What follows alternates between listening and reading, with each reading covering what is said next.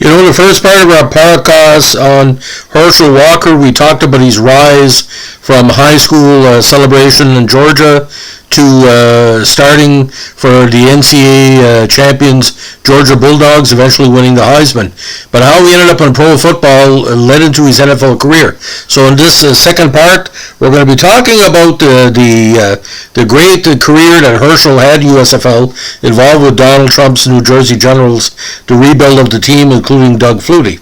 Now, after league rules, unlike the NFL, allowed athletes to turn pro after their junior seasons rather than wait for the collegiate class to graduate a year or later. Further, the rules allowed them to choose where to play, allowing them to maximize endorsement income.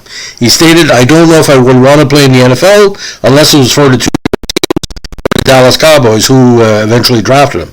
Walker signed with the New Jersey Generals in '83, which were then owned by Oklahoma oil tycoon J. Walter Duncan, who after the '83 season sold the team to Donald Trump. Walker attracted only one major promo offer, a joint project of McDonald's and Adidas. Now, the USFL initially followed the NFL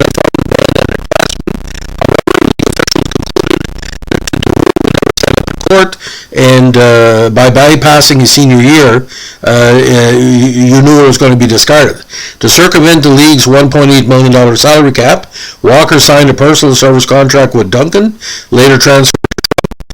Arrangements were later made with other college stars, including Raghid Ismail later on for the Toronto Argonauts of the CFL.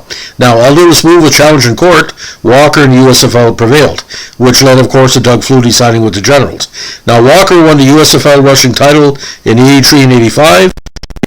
Football record for single-season rushing yards with 2,411 in '85, averaging 5.50 yards per attempt in 18 games.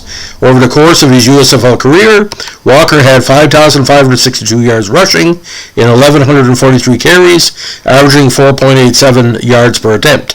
In '83, he rushed for 812 yards in 18 games, similar schedule to what the CFL has. In his second season, his rushing yardage dropped to 1,339, but he caught passes for more than 500 yards, giving him over 1,800 yards in total offense.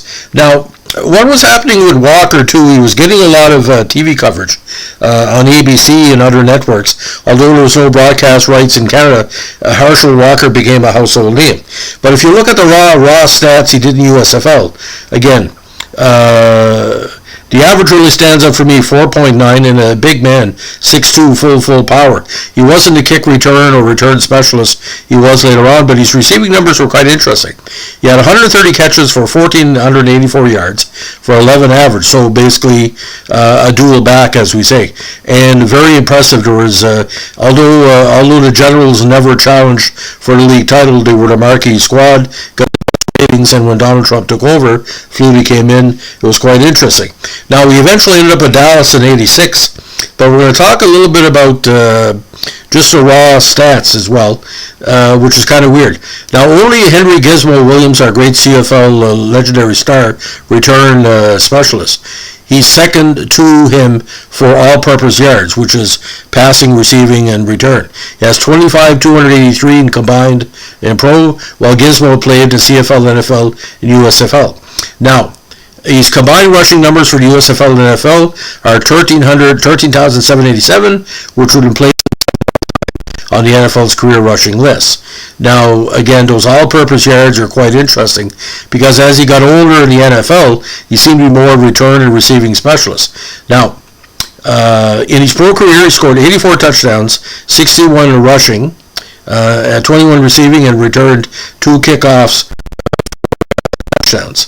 Now, he's the only player besides Derek Mason to have 10,000 plus yards from scrimmage and 5,000 plus return yards, all of which were in kickoff returns.